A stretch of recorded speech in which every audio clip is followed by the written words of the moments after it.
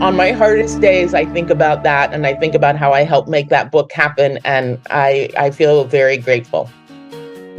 Greeting listeners, and welcome to a new year and to the Crazy Good Turns podcast, where we celebrate people who do great things for others.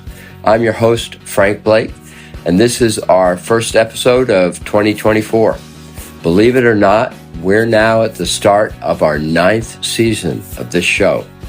Greeting listeners, and welcome to a new year and to the Crazy Good Turns podcast, where we celebrate people who do great things for others. I'm your host, Frank Blake, and this is our first episode of 2024. Believe it or not, we're now at the start of our 9th season of this show. During the past 9 years, we've interviewed more than 100 different guests, and we've celebrated thousands of good people and good deeds, great and small. In fact, if you want to see something uplifting, head over to our Crazy Good Turns blog to read about our latest $50 tip giveaway. Over the holidays, we sent cash cards to listeners who gave them away to servers and baristas who were kind, attentive, and hardworking. There are some really great stories in there, all of them made possible by listeners like you. So we thank you for being here. In this episode, we're going to do something a little different. I'd like to introduce you to someone whose work I find interesting and really inspiring. I discovered her work through one of our past guests, author Austin Kleon, and I've followed her ever since. Her name is Anne Trubek, and she is the writer behind a Substack I follow titled Notes from a Small Press. There, she blogs about her job as the founder and driving force behind Belt Publishing, an independent book publisher in Cleveland, Ohio. That is a tough business to be in, publishing books. I think about it as a crazy good turn of its own, because good books and good ideas are important, so is hearing from a wide range of people and voices. The problem is that publishing is very difficult work, as you're about to hear from Anne. She describes her work as slow motion gambling, and during our interview, you'll find out why. Anne will also share with you how she finds her writers, who truly do come from a wide array of backgrounds, and in fact, she'll share how one of her favorite authors published her first book when she was over 70 years old. That gives me some hope. I don't want to give away any more. Let's allow Anne to share her story in her own words. Here is our interview with Anne Trubek. Anne, welcome. It is such a treat to have you on Crazy Good Turns. Thank you. Well, thank you for having me. So I'd like to start with your best known, I'm sure, as owning Belt Publishing. And there's a lot of interesting things to talk to you about the difficulties of having an independent press in this day and age, and why it's so important for everyone, because I think what you're doing is a crazy good turn in its own right. But I got to know you through a reference that Austin Kleon made in 2018, that your newsletter, Notes from a Small Press, was one of the best things in the year 2018. And I subscribed to your newsletter, and I've been reading it consistently ever since. And so I want to start with just what prompted you to start writing a newsletter first, and then maybe how did you decide to join Substack and use that as your platform for the newsletter? I think two impulses led me to start the newsletter. One was therapy. It was therapeutic for me to be able to write about my job, which is, running a small press and has a lot of really unique challenges. I don't have a huge peer group of people who are also doing the same thing that I could, right, text and complain about. So I was like, well, I'll complain to the anonymous public. It's not only complaining, but that was part of it. Writing can serve that function, to be able to work through the things I was thinking about at the time in written form. But then more importantly, I had sort of come to publishing blind as a second career and taught myself a lot about how it worked. And I could not find a lot of very easily accessible resources for how publishing worked. And a lot of people had questions and were curious. And I thought, well, I will help people understand publishing by using this newsletter to explain basically what I had taught myself and learned about how you make a book. It was those dual impulses. One was sort of pedagogical, like this is how it works. And the other was, let me get some things off my chest. For our listeners, I highly recommend it. I have never thought about being a publisher, and it fascinates me. And your thought processes, you range far and wide. Are you surprised by its success? Absolutely. I keep doing it. You started reading it in 2018. That's 5 years ago now.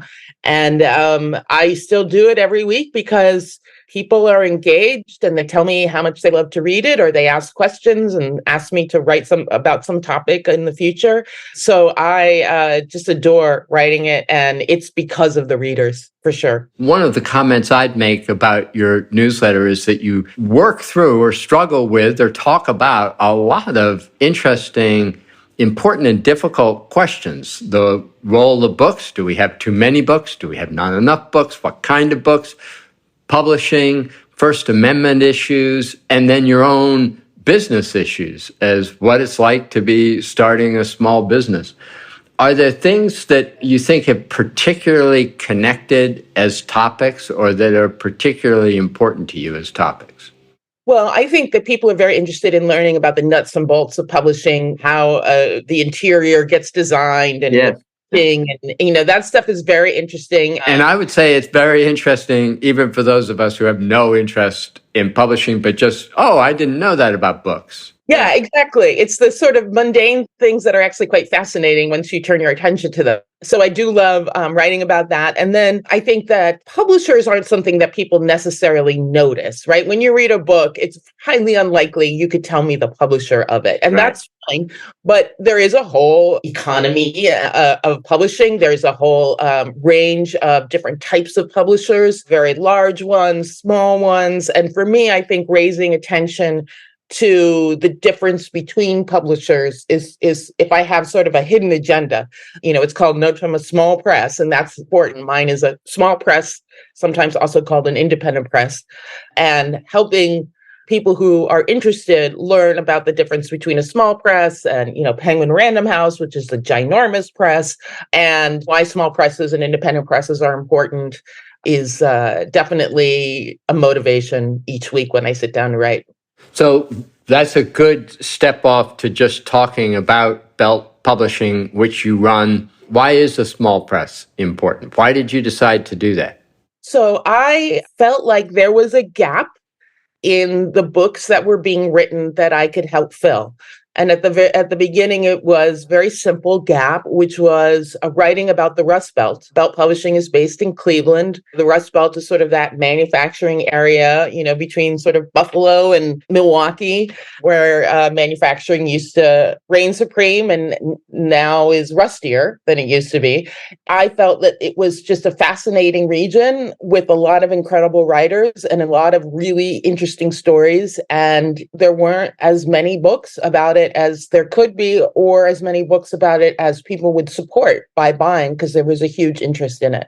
So I was like, let me see if I can publish some books about the Rust Belt in order to fill this gap for the people who live in the region, as well as people who used to live in the region and moved away. It's also an area that's been hugely depopulated, right? So a lot of people living in Florida in the Sun Belt, grandma lives back in Cleveland, or, that's where they grew up. So that was the motivation. And then obviously I was interested in the idea of starting a business. It's a very mission-driven business. And I was curious about how the whole thing works. So I wanted to explore what that would be like. And could I sell enough copies of books in order to pay myself and pay the staff and pay the authors and all of that? So in one of your newsletters, you referred to publishing as slow motion gambling. What have you learned over the last several years of this slow motion gambling? And maybe for our listeners, also describe why that term applies. Yeah, I mean, it never fails to amaze me that, basically somebody has an idea, a writer has an idea, and I might be like, yeah, I think a lot of other people would be interested in that idea and would pay $20 for it in printed form.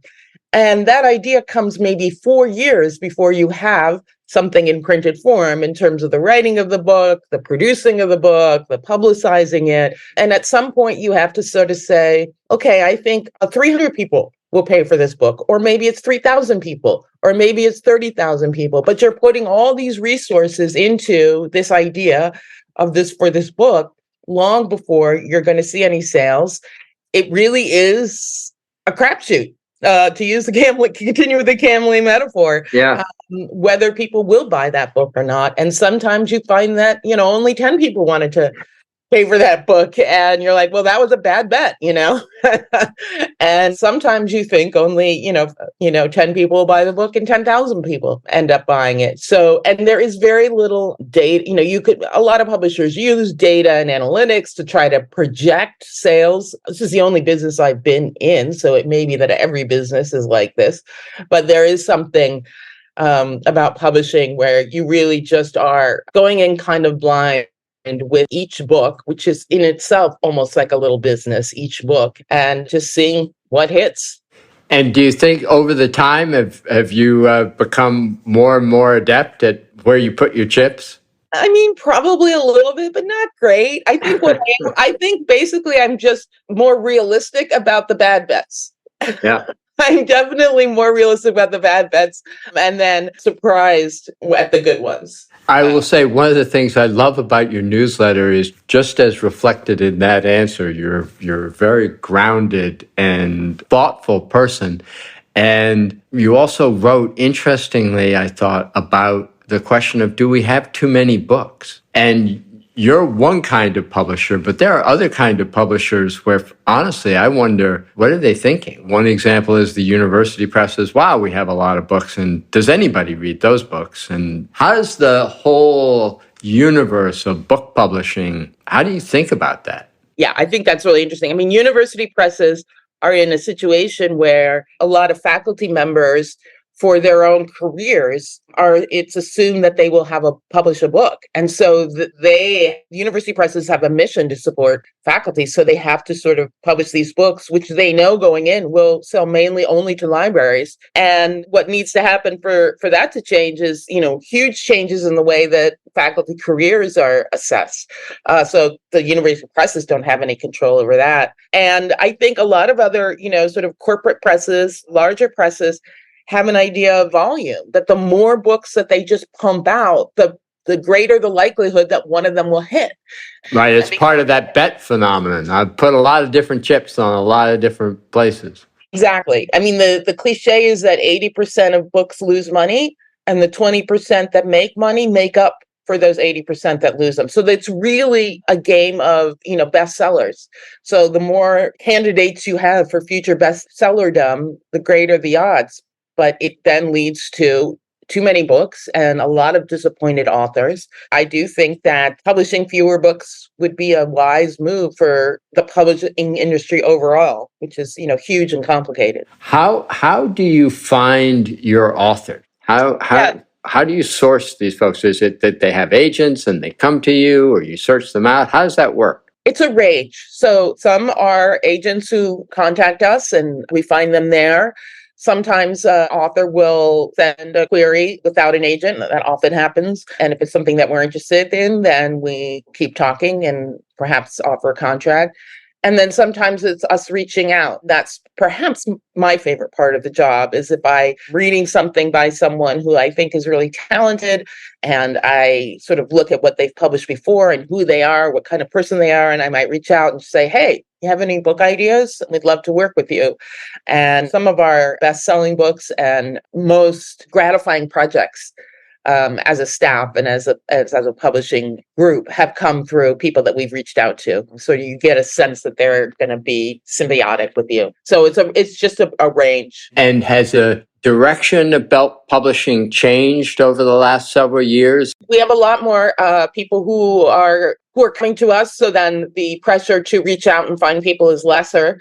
And we have a core with these books about the Rust Belt, and we have some series within that, certain types of books. And so that makes it easy for people to say, hey, I'd like to do another book in this series that you already have. So that has become easier. Of course, then we've also learned about books that didn't sell as well, and then maybe we want to do fewer of those. And so we shift our emphasis that way as well. And we also are publishing fewer books per year than we were a few years ago, sort of going with that idea. And so sadly, more focused. More focus. And that also means, sadly, that more of my job is saying no than it used to be, which isn't so fun. What is it that attracts your interest in someone? What makes you go, boy, I'm going to reach out to this person, or I'm really focused on this space? Really good writing. Yeah. Really good writing that's doing something unusual, whether it's a unique point of view or an interesting way with sentences, something that I'm not seeing everywhere else, by someone who I think is thinking about things in a really interesting way that deserves a wider audience. But really it comes down to writing, which, is often forgotten. And it's not necessarily something that readers need to be keyed into. But for us, somebody who has a certain facility with language and a certain approach to writing that's my kind of person to work with. Are there some of your titles that you're particularly proud of to date, or are they like all your children, so everything's great in its own way? They're all my children, but we have a book that came out a couple years ago now called The Last Children of Mill Creek by Vivian Gibson. She wrote it in her 70s. It was her first book. It was her first published writing at all. Oh, there I can take heart. Yes, exactly. She wrote it in her 70s. Yeah. Somebody sent me a very short piece by her, and I thought, oh my goodness, this writing is so powerful. And so I called her up and I was like, hey, you want to expand this into a book? And she grew up in a neighborhood of St. Louis that was raised during the urban renewal movement. So neighborhoods that were primarily African American were basically just decimated. And so she writing this book about her childhood growing up in that neighborhood. And it's a very happy, wonderful book. And she has just the most extraordinary memory and recall for details. And so she's just conjuring up this sort of lost world in this beautiful memoir, by this woman in her 70s who hadn't published before. And it is just the most lovely book. And in St. Louis, she's everywhere. School kids are now being assigned the book. There are being commemorations in public of the neighborhood, Mill Creek, that have been spurred on. There's now sort of public recognition of this neighborhood more. And she's just out there all the time talking about it. And on my hardest days, I think about that. And I think about how I helped make that book happen. And I feel very grateful. Very cool. Very cool. If you take a step back, are we in a golden age of publishing because you have all the self-publishing and lots of independent presses, or is this the worst stage of publishing because now we're down to 5 major publishers that account for most books, or somewhere in between? Somewhere in between. I would say, in terms of publishing companies, it's not a great time because there's been so much conglomeration and you have these 5 huge, extraordinarily powerful companies, which is a lot of what we're seeing in America right now. A few companies rising to the top and a lot of smaller ones getting smushed. I don't think that's great. But it is a very good time for publishing in that a lot more people have access to getting their book published by a traditional publishing house than ever before. It used to be a much more closed world, a sort of old boys club. And now a lot more voices can be heard and readers can find them. So in terms of writers, maybe it's a good time, but in terms of people who are interested in the business side of it, it's not the best. Where do you see Belt going in the next several years? What does success look like to you? Definitely success would be more stability really on the business end. I mean, this is the most glamorous thing, but it would be, less worry about cash flow month to month and more just sort of as an established business would be. That would certainly be success for the staff, for the authors. Make sure that we're sustainable, that what we do and the idea behind this press continues and not, being buffeted by the winds of exigency or the economy as much. And certainly being able to be a loudspeaker for really important writers that might not otherwise find a publisher who could sing their praises and get their books into bookstores and libraries, helping those who wouldn't otherwise have a chance to be published. That's what we do best, I think. Who are some of the authors that you're reading now? Who would you recommend to our audience, whether you publish him or her or not? Great question. Oh, let's think. I'm just thinking about our authors, but I want to think of other authors as well. Well, I hope you're a fan of Austin Kleon's, because we've had him on this show, and I think his books are terrific. Austin is fabulous. He's fantastic. And he also has this mission of bringing others inside, Exactly. showing them what he does. I just think he's phenomenal. Everyone should be reading his stuff. He's inspirational. He gets people moving. It's not just about, oh, isn't he great? It's like, oh, he's showing me something I can do so I can be great. And that's just wonderful. I love him. Yeah, well said. Who else? Who are some of your authors that you would recommend to our listeners? So Phil Christman is a fabulous essayist and cultural critic who really likes to take on stuff in the news and go with it. And he has beautiful writing style. And he has a book called How to Be Normal, which is a series of essays, right? And so he has an essay about how to be a man, how to be married, how to be Christian. And they're just really wonderful. He has another book with us. He's done 2 books with us called Midwest Futures, which is really sort of a very unusual look at the history of the Midwest. So if you're interested in that, he's just wonderful.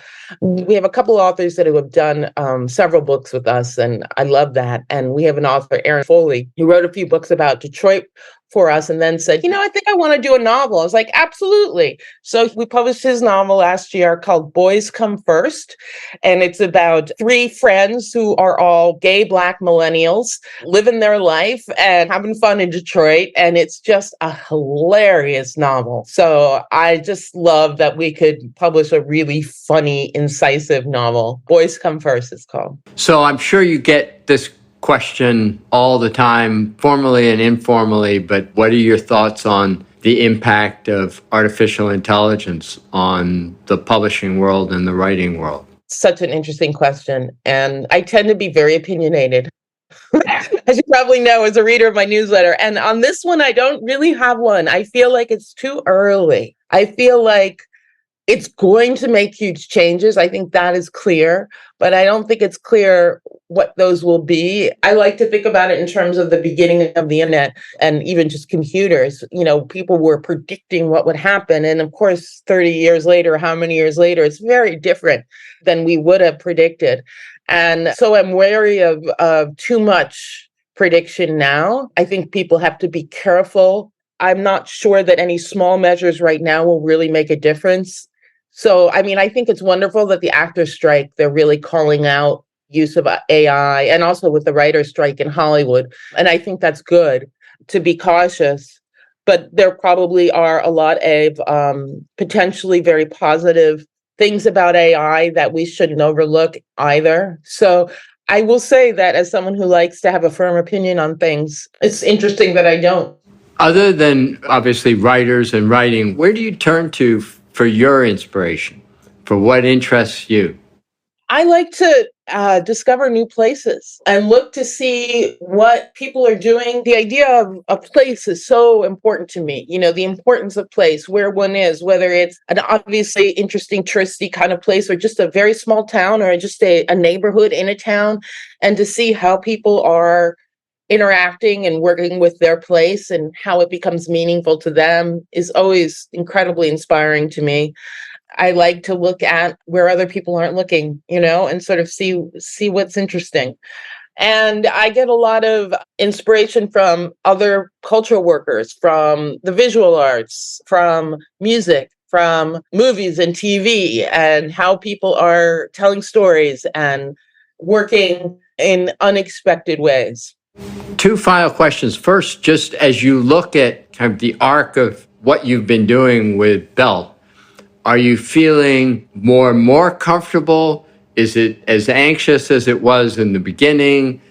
Did you go through a rough period of time? Maybe take us through the arc of that experience of trying to start something on your own. Yeah. I think at the beginning was definitely the hardest because I didn't know what I was doing. But it was also the most fun because I do enjoy plunging into something new and overwhelming. And so it was fun to be on the edge and just, it was so busy and stressful, but also exciting. And I definitely feel now that I kind of know what I'm doing more, which is good. I think it's good for everybody, but now it doesn't have that intensity that it used to. And so I think that's only good from a perspective of if it's stable and doing the work that it should do. The pandemic was definitely stressful for us at the beginning. I really thought that was it. We were going to go under. In the end, it turned out to be good because people were reading more. So we ended up doing better. So that was definitely experience of a great low that then went back up to not so much a high as a relief. And now I do like the fact that things are more expected, that I understand what I can do, what I can't do, what the press can be and what it can't be. And I've grown older with the press as the press has grown older. And so it's nice to have that bit of comfort. So last question. We ask this of everyone who's a guest on the podcast. Who is someone who's done a crazy good turn for you? Someone who's just done something exceptionally kind, thoughtful, crazy good turn. Well, I have to think about my friend Martha Bain, who used to work for Bell. And I had a very unfortunate experience a couple of years ago where my house burned down. It was a rental, so it was a little simpler in that sense. But it was in the pandemic, and it was just sort of, wow, could things keep going worse? And she reached out to all of the authors and people involved with Bell to tell them what had happened. And I refused to have her organize any kind of fundraising thing at the moment, but she did it on her own. And it was the people who had been involved with Belt before who contributed. And that was really a wonderful, lovely thing that someone did for me. Well, that's true. That is fantastic. So for the listeners who've heard this and want to follow Anne Trubek, what are the best ways for them to do that? So my newsletter is Notes from a Small Press, which is on Substack. You can find it there. If you want to know more about Belt Publishing, beltpublishing.com will take you there. My email is very easy to find if you're on the Belt Publishing page. And if anyone wants to email me with questions, I'm happy to receive that.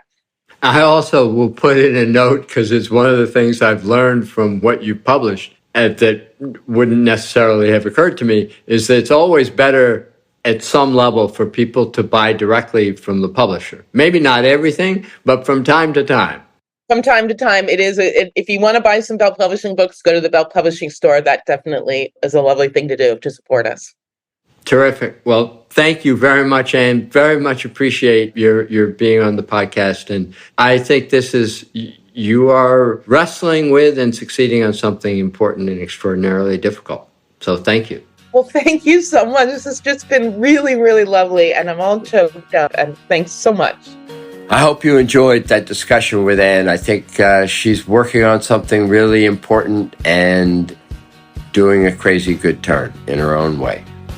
If you enjoyed today's conversation with Anne, please go to crazygoodturns.org, where you will find our show notes. I also encourage you to sign up for our newsletter there, which will keep you up to date on our future episodes, giveaways, and other fun stuff. Again, that's crazygoodturns.org. We'd really love it if you can support our show by subscribing on Apple Podcasts, Spotify, or the podcasting platform of your choice. Leave us a like or comment there. As always, I want to thank the team that makes Crazy Good Turns possible. Our producers are Brian Sabin and Megan Hanlon. Editing and mixing services are provided by Score in Los Angeles. And I'd like to send a special thank you to Leslie Nunn for keeping this entire operation going forward. Lastly, I want to express my gratitude to you, our listeners, for being part of a community that celebrates people who do good things for others. Your giving of your time to listen to these interviews and acknowledge these good deeds is a crazy good turn of its own. Thank you for your help.